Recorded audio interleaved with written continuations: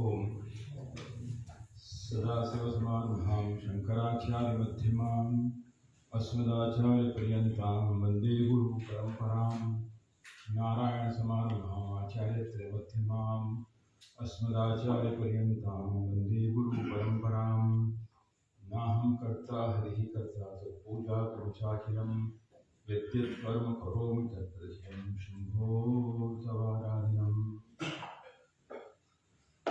ओम नमो भगवते शिवानंदाय। ओम नमो भगवते चिदानंदाय।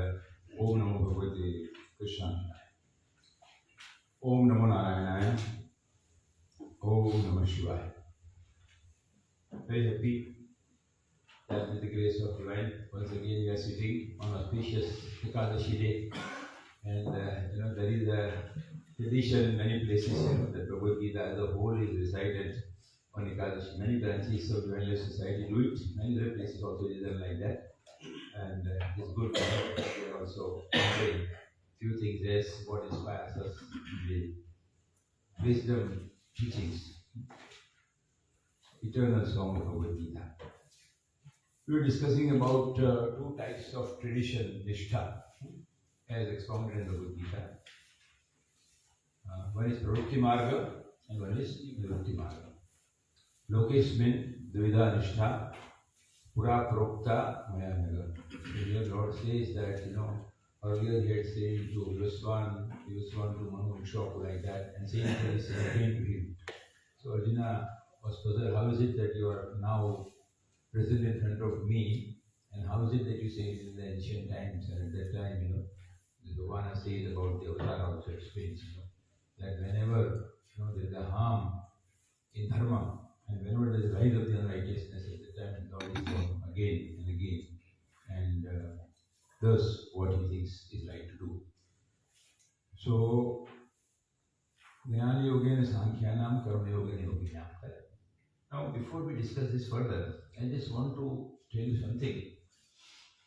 In one of the lectures of Mahatma, I had heard that, so there are different types of human beings, correct? So we are one of them, a spiritual aspirants, correct? So how do we classify, all the human beings which are there? Shall I write or I'll just speak from here only? I think even if I speak from here, that's fine. You can just go with me. So on the extreme left side, let us put worldly-minded persons, correct? Then we call it as sansari, very commonly since we call that. That's commonly the word is sansari or the worldly-minded persons. So that is the first category. So what is their motivation, or why are they called sansari or worldly-minded people? Because out of the four purusharthas which are prescribed in our scriptures, they are interested in only two of them. That is artha and kama. So what is meant by earth actually? Different people have different meanings. So what exactly is meant by earth? Not just acquisition of wealth, but any kind of security which you get. That is normally referred to as earth. So, if you take any life insurance policy, for example, then also it gives some kind of a assurance, some kind of security. That is what we normally call as earth. Swami Shivanji Maharaj always used to say, that always depend upon all the insurance companies might fail, but the insurance company, the divine will never fail. So always have the insurance from that. By the way, even when Swami Shivanji Maharaj renounced the whole world, and when he came to Rishikesh and started the Satya Sanatana dispensary, at that time he wanted to serve people, but he didn't have money, and very practically no resource. Whatever he had given everything to others. And at that time, he had remembered that, one life insurance policy he had taken. In those times, it was selling 5,000 rupees, which could be 5 lakhs rupees today. And then that, through his friend, he could get it, and he could price it in the way in terms of serving people. So insurance in the relative sense is not wrong, but what he meant to say was, the other insurance companies are relative, and they have got a very finite value. Vyavaharik mulya is there. Ultimately, paramarthik mulya, what we call, will come only from that. So that is artha. And then kama is what? That is all kind of desires. And desires also are not bad, as long as they are not opposed to dharma. So dharma aviruddha kameshu. That is what the Bhagavad says, So they have the sattvic desires, that just to have some philanthropic activity or just to build schools, colleges, or any hospital. These are not bad desires, But earth and kama, and that's called as sansari people. But why are they called sansari? Because basically there is a sense of doership. You always feel that I am the doer, I am the executor, and you always do the expectation of fruits. So that is how our desires and our actions are devoted to our ahankara, our raga and dvesha. So that is why there is no spiritual component in that. You may be ethically right, you may be morally right, you are not doing anything wrong. If you are doing morally wrong, that's the worst thing. You can even worse than that sansari person. But then always you have got some inner ambitions, you always end up to worship, and then always the expectation of fruit. So it's all raga and dvesha. So basically this raga and dvesha we try to express. And as I was talking to you that day also, that what happens is, if you do in this way, only thing wrong that happens is, the impressions or the sanskaras which are there in the buddhi or the subjective mind that they were discussing, or even called chitta also, they keep on increasing. So the goal of human birth is that we should liquidate them. Instead of that, they keep on increasing. So there is no spiritual evolution. That group you will call it as sansari, worldly. By God's grace, you may assume, that all of us who are coming here, we have got some noble objective in mind. We have realized the finiteness or the limitations of the worldly life. Even if you get the highest position, highest wealth also, it is not going to give a satisfaction, inner satisfaction, which is full in itself. Correct? It has its own limitations, and we gradually realize that. So men, that day we saw that from inactivity, action is the first step, correct? But the action alone is not good enough. And then comes this sadhaka or the experience. Correct? So one side you may call worldly minded person or sansari. Now let us go to the right side first of all. So what kind of persons are they whom we consider as the most ideal? What shall we name them? Here we call sansari or the worldly minded person. Suppose we are going from left to right. Yogi. Correct? Then the person who is on the right hand side, what shall we call them? Yogi. Yogi, okay. Then? Seekers. Seekers will be in between. Right? Because seekers have to go from left to right. As well as Liberated person. Liberated souls, we can call all these terms also. Realized souls we call, correct? But in technical language of Shastra also, they are also called Vidvat Sannyasi. There is a word called Vidvat Sannyasi. So Vidvat Sannyasi is the one who is a realized Sannyasi. See, all these, all these two people will be called Sannyasi. But Vidvat Sannyasi is the one who is a realized sage. We call Atma Sakshatkar, Prabhu Sakshatkar, Aparokshanubhuti, various words are there. But the ultimate highest goal of life, the ultimate highest truth of life, which is the causeless cause, that they have attained. And in that position, they are not different from supreme reality. They are becoming one with that. So we say Guru Brahma, Guru Vishnu, Guru Deva Maheshwara, Guru Sakshat, Param Brahma. But that Param Brahma, there is no distinction. They have merged with that. They are abiding with that. So we say that they have attained the summum bonum of life, called highest truth of life. Right? But that category is called as Vidvat Sannyasin. So when we say Lokesmin Dvida Nishtha Pura Prokta Mayanaga Jnana Yogina Sankhyanam Karma Yogina Yoginam. So when we say one is Karma Yogi and one is Jnana Yogina Sankhyanam. So Jnana Yogi is for Sankhya means sannyasis.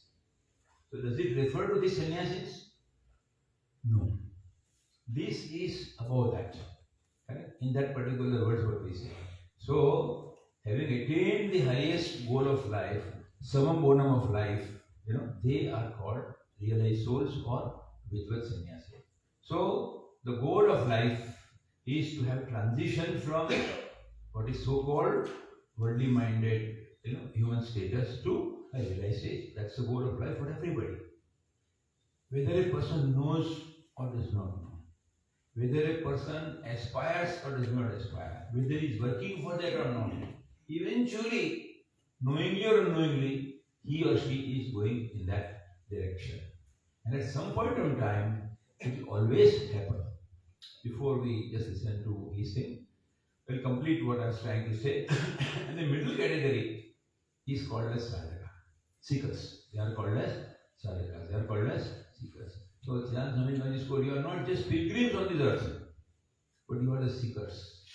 If you go to any other destination, hill station, something, then that is a different thing, that we are pilgrim. We are pilgrim, but we are not simple pilgrims, we are seekers. We are seeking the higher truth.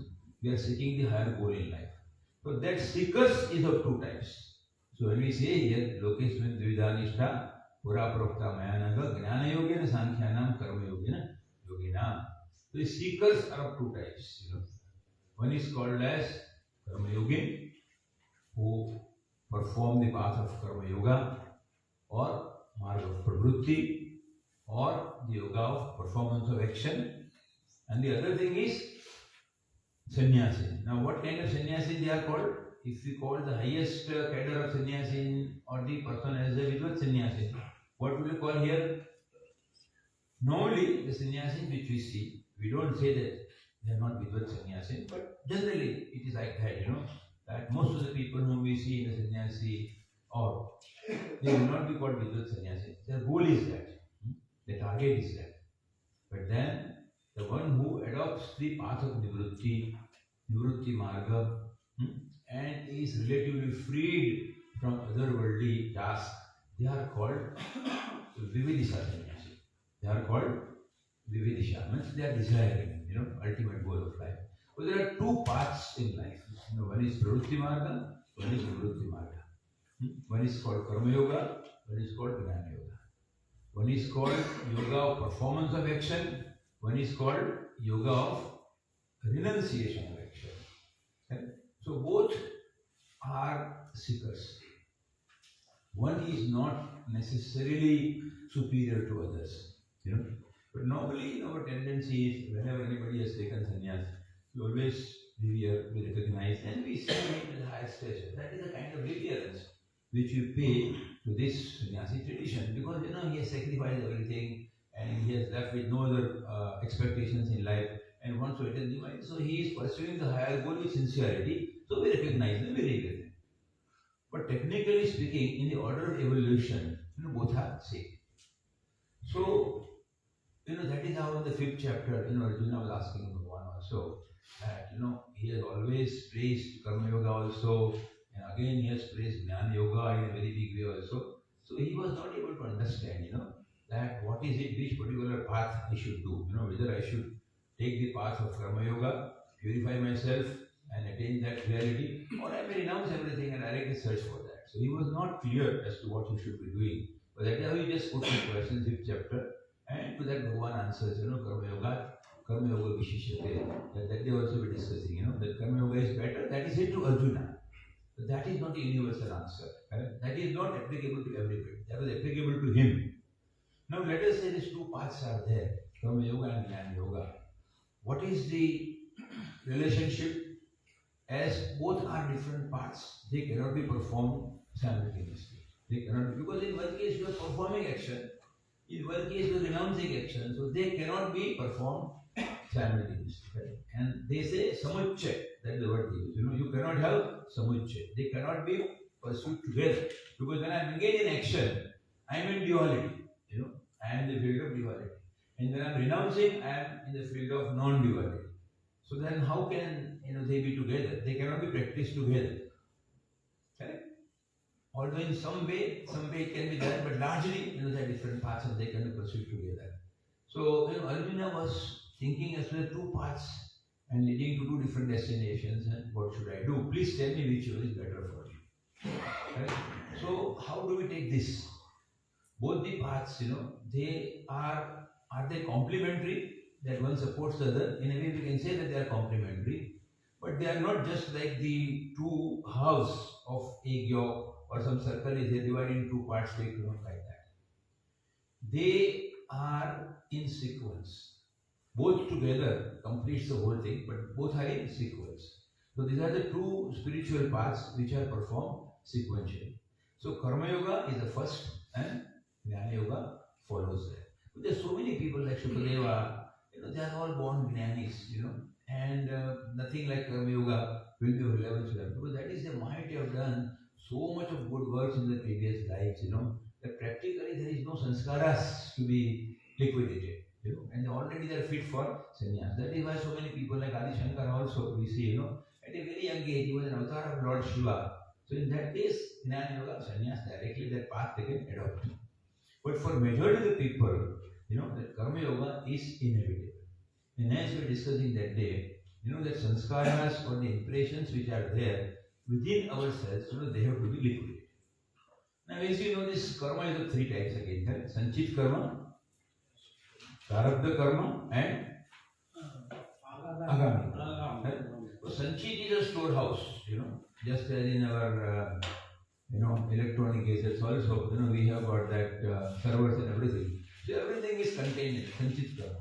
All that we have done for the last many years, all the fruits of that, they are accumulated. It's called as a Sanchit karma. Then, what is prarabdha karma? Out of that, a small part which we want to liquidate in this particular birth, that is called as a prarabdha karma. That we are supposing out of the total 100, supposing X part of that we want to liquidate in this particular birth. That is how this birth is given, and that is called prarabdha karma. And agami karma is what? The karmas which you are doing, the fruits which are accruing now, they are called as agami. So how do we get rid of these impressions, Because if they are there, as long as they are there, antakarana is not pure. And antakarana, man buddhi chitta ahankara is not pure, means the innermost reality will not be truly seen, will not be truly reflected. So they have to be liquidated, they have to be exhausted. So first thing which we need to do is that no more new sanskaras are formed. No more new sanskaras are formed. That's the first requirement. Because if we go on exhausting, if we go on adding, we are not going in any right direction. So first thing is you want that no more karma phala or no more sanskaras should accrue. And for that is the path of karma yoga. That is one part. Karma yoga does both the things, First thing is no more new sanskara, no more new karma phala, no more new impressions I want to gather. Whatever I got within chitta or subjective mind, let it be slowly liquidated. So karma yoga helps in liquidating whatever impressions and sanskaras which you accrued over a period of time, over a period of so many years. Now then also, if we do this, correct, will that be enough? Will that lead us to complete exhaustion of the sanskaras? So answer will be difficult that way, correct? So Karma Yoga also is very powerful. It purifies the inner self. And Swami Shivananda Maharaj also in one of his saying has said that it leads to what I am trying to recall, that magnanimous heights of divine splendor by the power of Karma Yoga alone. That is what Swamiji has said. But the way Shastras have explained, and the way Swamiji also has explained, is first thing which you can do is that no more accumulation of karma phala. That is where Karma Yoga helps. And slowly, not new karma phala, and slowly they are getting exhausted also. Both the things are happening, that no new karma phala sanskaras are forming, and whatever are there, they are also slowly liquidating. So there is a considerable reduction, in those impressions, sanskaras, antarkarana becomes pure. And when antarkarana becomes pure, the aspirant or the recipient becomes fit for the performance of Jnana, for the performance of the Jnana Yoga. So unless and until that qualification comes, the purity of that antarkarana comes, Jnana Yoga path will not be successful. That, as he said, that all antarkarana shuddhi is there, then you go to that realized Kshatriya Brahmanishta guru, and then the Shravana, Manana, Nidhyasana like that will happen, and then the revelation of the self will take place. Jnana Yoga part is also quite elaborate, but even if we read this, different scriptures also, they show there are some traditions, some prakriyas are there, and those prakriyas are the Karya Karan, Siddhant you see, Panchakosh Vivek like that, Avasthatraya Vivek like that. And with this kind of a processes, ultimately the Jnana will come. So when that knowledge of the self will accrue, all those sanskaras which are remaining will be burnt. That is the strength of the Jnana Yoga. That all the sanskaras which are there, they are burnt. So that is the whole beauty of Jnana Yoga. So this is how we go in sequence. With the Karma Yoga, we perform the actions, And as we discussed that day also, very simple criteria. What are the criteria? We don't do karmas prompted by raga dvesha, but we do the karma as a part of duty. As a part of duty. We do the karmas considering our role in the divine that has set for us. Ishvararpana buddhi, that is one thing, and samatva buddhi. So there are two requirements, that when you perform the action with samatva buddhi and ishvararpana buddhi. That's called as the karma yoga. And why that samatva? Samatva buddhi, because there is also one sloka which is called samatva yoga chide. Right? So when can samata will come? See, there are two words, samata and samadarshita. So samata and samadarshita. So what is samata and what is samadarshita? Samata is good and bad, right and wrong, success and failure. All those dualities are there. I am not affected by it. I am not influenced by it. Huh? Yeah. Balanced mind. Yeah. So there is sometimes balance of mind. So when you have the balance of mind or the balance of the inner disposition, then only we can see one and non-dual reality in everything. As long as our mind is dwindling between the two, right and wrong, tall and short, then in that case, samatva is there only when samadarshita can take place.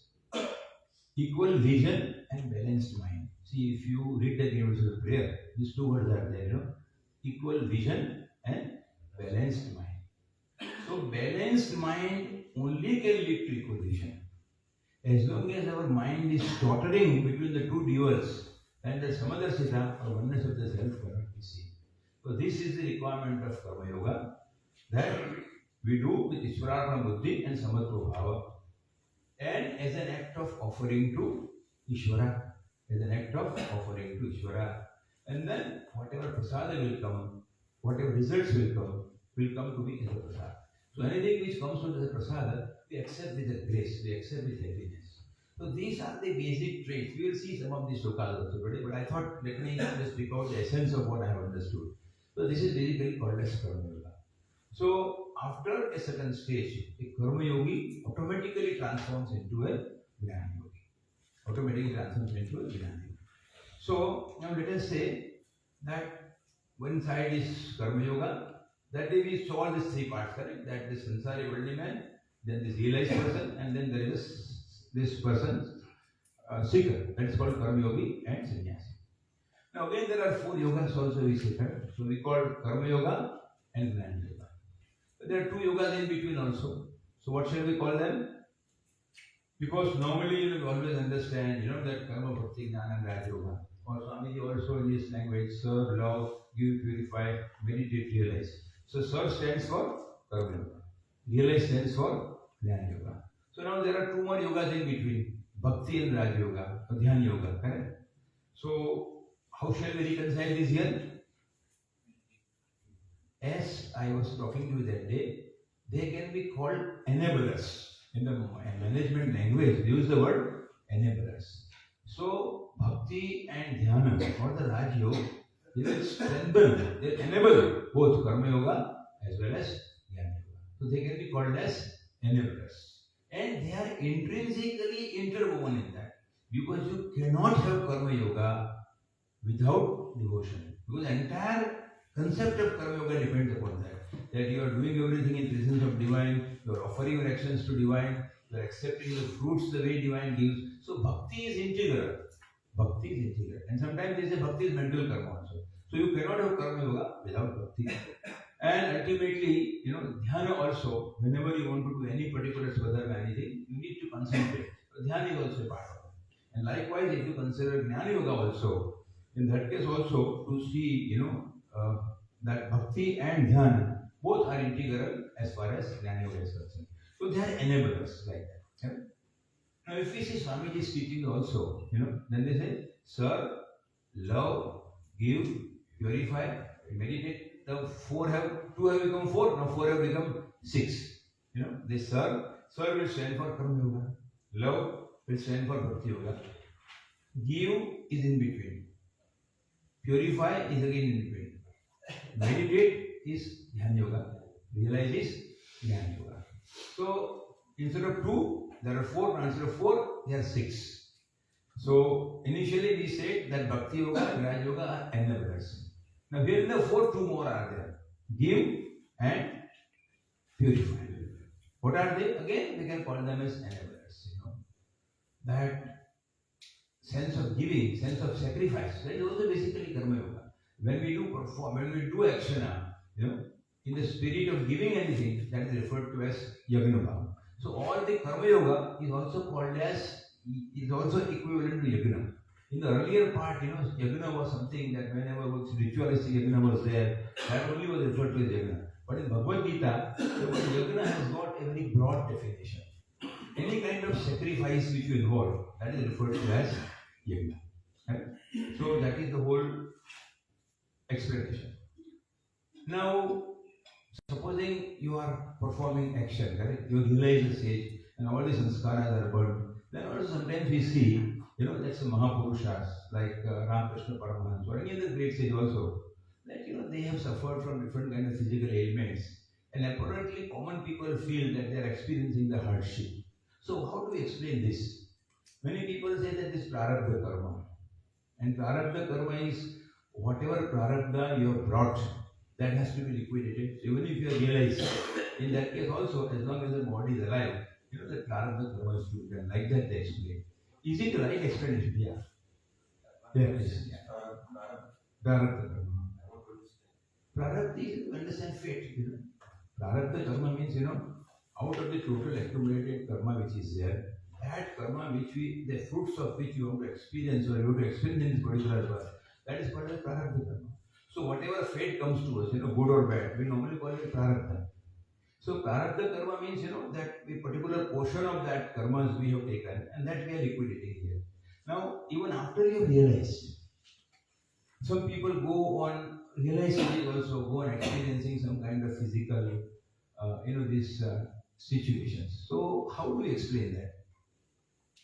They say, for a common man's understanding, they explain like this, that, prarabdha karma is there, so he's experiencing. But that is not the whole truth.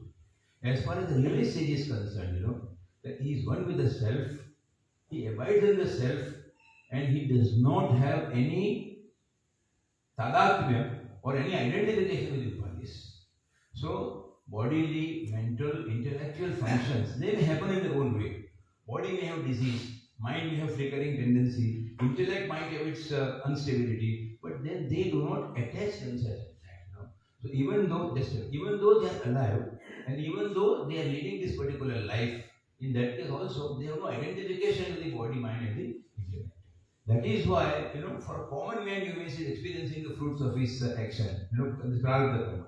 But for them, they are just fine with themselves, and they say, this as Prakriti is working as with the different gunas, and he is different from that. So he is above this Regunda Vishyavism. You are asking something here?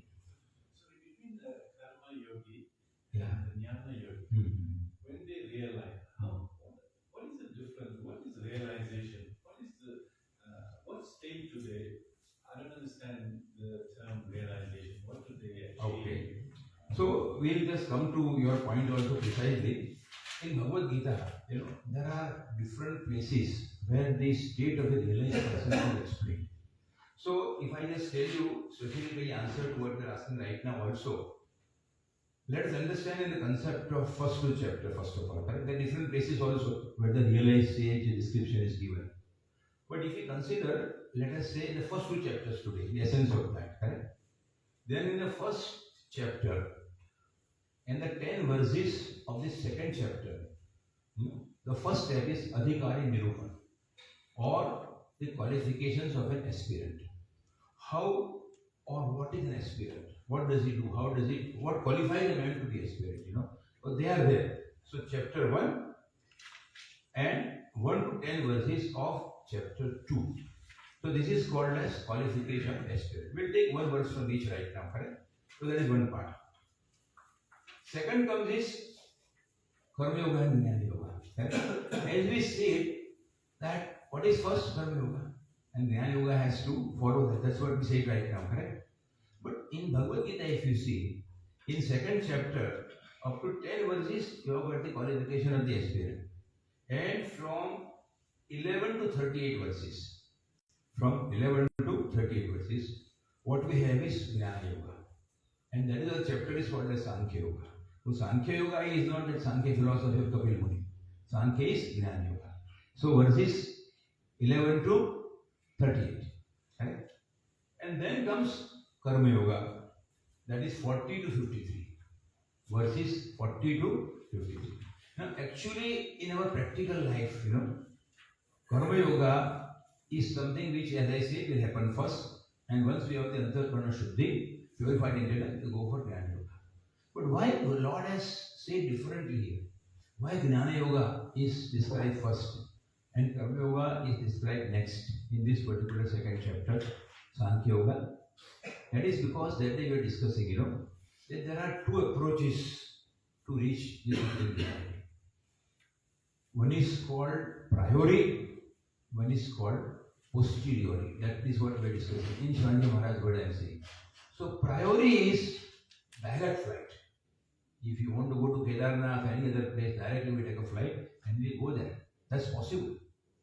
But because he did not suggest it to Arjuna, nor it is suggested to many of the aspirants, because we are not a qualified aspirant to directly contemplate on the Supreme Reality.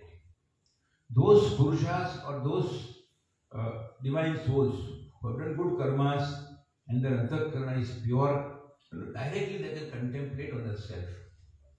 The sages of the Yoga, the Munis and Rishis which we have, they had that kind of inner purity. They had that kind of inner preparedness. And their Antarakarana was very subtle, Sukshma. Sukshma, because Atma Tattva is Sukshma to Sukshma, subtler than the subtle. So when you want to catch that subtle, you need a subtle intellect. You need a subtle intellect. Now supposing the objects are there, we can see physically they are gross. But supposing a very small particle is there, very small particle, microorganism is there, for example, microbe is there, we can't see with the naked eye. We can't see with the naked eye. As you all know, the principle of science, anything which is 50 micron in size, approximately 0.05 millimeter, that you can see by the naked eye. And anything which is smaller than that, it is not that it is not there, but then you need that microscope for that. Only then you can see. Correct? So that subtle intellect, you need Sukshmadarshak Yantra microscope to see a small article. Likewise, we need a subtler intellect to reach to the subtlest truth. And that intellect is gross. Supposing you have to see a movie or a cricket match, you can sit continuously for 8 hours. But we cannot meditate continuously for even half an hour. Or even we can't sit. Why? Because our body is gross, mind is gross, intellect is gross. So that has to be made subtle. And subtler the thing, the wider it is. The spread is like that. Right? So when you want to reach all encompassing Parabrahman, it is very subtle. And only subtle intellect, subtle mind can catch it. And that subtlety is required. And those Purushas or those sacred lives who have got this subtle intellect, they can directly take the path of Jnana Yoga. So Bhagavan directly says to Arjuna, because he knew he was not ready for that, but still it gives him some insight. It still gives him some insight. So sometimes you are not able to fathom a whole subject, but it still gives you some insight that this is the truth, this is the reality, this is what I have to attain. So at least a broad picture is presented in his mind that this is the ultimate reality and I have to know that. So even though he was unable to practice it that way, Jnana Yoga is said first. And that is called as a priori mark from cause to effect. From cause to effect. And the other path is posteriori path they call, that is from effect to the cause. So all the Veda, all the artists, scientists, everybody, and all of us practically are following that posteriori path. Swami Shivanji Maharaj also says that I am also following posteriori path. That is, you go from, because effect is known to us. And we go to cause is known to us. So we go from known to unknown. So going from known to unknown is easier than going from unknown to known. So this is a more practical approach and a right approach for most of those people whose Antarakarana is not sharp enough, good enough, ready to directly grasp the truth. So Lord has given two things. first Jnana Yoga. He knew that that is not going to work for him at that time, but still it gives him orientation. Sometimes you know that my destination is this, and that also helps him. So that gave him an orientation of the place where he has to reach. And then he explained that that is not the immediate action we need Karma Yoga right now. And that is how, then if you see from that verses 40 to 53, what you get is Karma Yoga. And we will not be able to discuss the whole thing, but at least I'll give some good verse which you can read, ponder in your also, you can read Shankar Bhashya, and the whole thing can come. And the last thing what we are discussing is a state of realized person. That what you are asking right now, that is explained as Sthita Prajna Lakshana. That is from verse number 54 to 70. So like that, the whole of Bhagavad Gita is explained in second chapter. The whole second chapter, Sankhya Yoga, or for that matter, 18th chapter also is a complete summary of what Lord has to say. And if you understand correctly the whole thing, there is no need for the third chapter. But still that was not completely grasped by Arjuna and all of us also. So we have to go further. But in essence, if you understand this classification, that first chapter and first 10 verses is qualification of the aspirant. Then comes this Jnana Yoga, 11 to 38. Then comes Karma Yoga, 40 to 53. And then comes the Prajna Lakshana, 54 to 72. So man of steady wisdom. As you say, man who has realized, who is abiding in the self, who is not abiding in that body, mind, intellect apparatus. Right? When your adhyas is there, you normally mix up Atma with the Anatma, self with the non-self, to identify the body, mind, intellect. So that is not a state of realization. A mind always fluctuates, sometimes in the body, sometimes in the intellect, like that. But only when it abides in the self, that is called as Sthita Prajna, or man of steady wisdom, whose mind is abiding only in the self and not in the upadhis. That is Sthita Prajna Lakshana. That is what we try to see. And in the end also, Isha Brahmi Siddhi Partha, that is saying, that the one who is freed from the superimposition of the self and the non-self, he attains to that state. And yet Gatvana Nivartante Tadhama Paramamam. Having reached that stage, there is no coming back. There is no coming back. A supreme reality may take avatara out of his own will, not bound by any karmas, But that is a state where there is no coming back. So the specific question which you were asking was those things, and again, it is something which cannot be really given in words. It is something which is a matter of intimate experience. And what we will see is just a science, Just when you ask about this particular thing also, I remember one thing, that a very great scholar in Bhagavad Gita, Chinnayan Swamiji Maharaj, once he was asked by so many devotees, that you are always talking about this Sthita Prajna, this Purusha and all that. Do we have anybody in this physical world right now whom you can say that is Sthita Prajna? And he said that, if you want an answer in black and white, I am saying that, if you just have the darshan of Swami Chidananda Saraswati of Wildlife Society and Anandami, they are the ones whom I call Sthita Prajna. That was his magnanimity. It is not that he was not Sthita Prajna, but the wise man only can see the wisdom of others, So when he said this, it doesn't mean he did not have it, but only a wise person can see that, the ultimate supreme truth. So that is the same thing what Bhagavan states here. He is described by him in the 12th chapter. And that is we call Bhaktana Lakshana. That's how we call it. Advaitastakam we call. So 8 verses are there. And there also, who is a Gnani and Bhakta, that he has described. And in 14th chapter also, Gunatita Lakshana is there.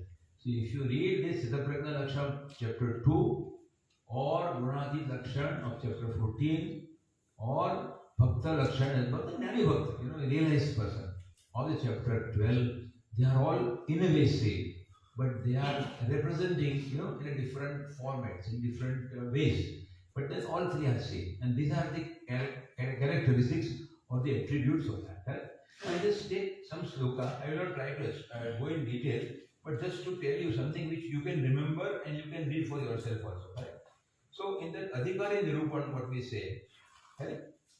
Only one sloka is something which is very good to know, and that I tell you, these are the verses which you can remember also and ponder deeply. Out of the first part is qualification of the aspirant. So one verse is there, where Arjuna says, Karpanya dosho svahata svabhavaha chochami tvam धर्म से मूढ़ चेता यत् श्रेय श्या निश्चितम गृहीतन में शिष्य से हम शादी काम प्रकरणम. So this verse apparently means that that he is unable to understand the truth in matters of dharma. His mind is not very steady. And please tell me, what is the truth for me? And he accepts disciples. Shishya shadimamta. So the many Mahapurushas who read Bhagavad Gita, they have told that whenever we are in doubt, whenever we are in confusion, whenever we have a gloomy situation, despondency, this particular verse should be repeated several times, and that is what we are seeking help from the divine. I was also telling yesterday, seeking help is intelligent living. That is what they say. And seeking help from the divine is a greater intelligence, correct? Because you are abiding, you are taking recourse to the highest truth. You are saying something? Where it is? Where it is? So this particular verse will be chapter 2, verse 7. Correct? For this, you may please try to remember this particular verse also and go deep in. Now we go to the second part. This second chapter, this 7th verse. So this we are taking as a model from qualification of the aspirant. Correct? Now we go to the second part. That is about the Gnana Yoga. Correct? So there we take first sloka, which is the first beginning of Lord teaching.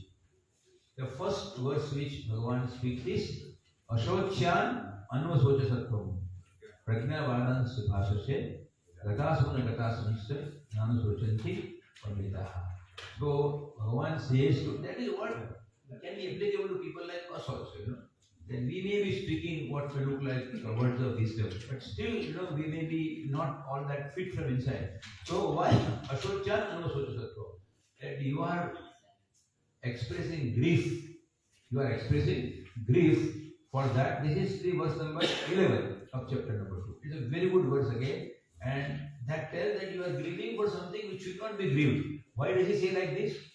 Because as long as the soul is concerned, it is eternal, unborn, undying. So when you are fighting, and even if some people happen to meet the physical death, nothing is going to happen to the soul. Soul is eternal, it's not dying, not born. And if you look at the body, it is destined to die someday. Whatever has taken birth is definitely going to die. So either way, for those who are alive or for those who are not alive, expressing your grief is not right. And as I was discussing that day also, Bhagavad Gita doesn't mean only engaging in war. It only means that we have to engage in actions which will enable liquidation of our inner sanskaras. Because he was a Kshatriya, full of rajas, he had done so many fights. So that particular, for him, the right course was that particular fight for the Dharma. For us, it would be something different also. So whatever kind of action helps exhaustion of our vasanas, only that we should try to perform. Because only when we do some action, the inner impressions, the vasanas will come out. Otherwise, they will remain dormant. So that is the first verse he said. The Bhagavan says that you should not grieve and not grieve and free from shoka and moha. That is the main essence or the lesson of Bhagavad Gita. How do we become free from delusion, that is moha, and how do we become free from shoka, that is grief. Only when we don't have the right perception, understanding of the self, that leads to delusion, and delusion leads to shoka. That is true. Then some more we try to see. After having that, this 16th verse is also very good in second chapter, which is worth remembering and worth quoting. Yes. That is why when a person dies, Yeah. Yeah, what do you say? The way your explanation was so good, and now that I understand, Yeah. and I attend funerals, most of the time this chapter is repeated. This chapter is? So what are you explaining? Yeah, because that is already both the paths are taught in that. Yeah. And so beautiful truths are there. So anyway, we just, that is important verses, I just try to conclude tomorrow. So much time is there. But anyway, this what the essence of what we're trying to see today was this, that these two particular pathas, they are called sadhakas. And although we respect and revere sannyasis, and for sannyasis also they have to remember that they are also on a path of truth. They are also searching the highest reality. And that is a lifestyle that they live. And Karma Yogi is the one who has taken the lifestyle, correct? But then Karma Yogi at any point of time, whenever his antakarana becomes pure, he becomes sannyasi and doesn't necessarily take sannyas. See, sannyasi is good, because is a sannyasi. It gives a formal status and recognition. But even if a person has not taken that, his life becomes sannyasi like in spirit.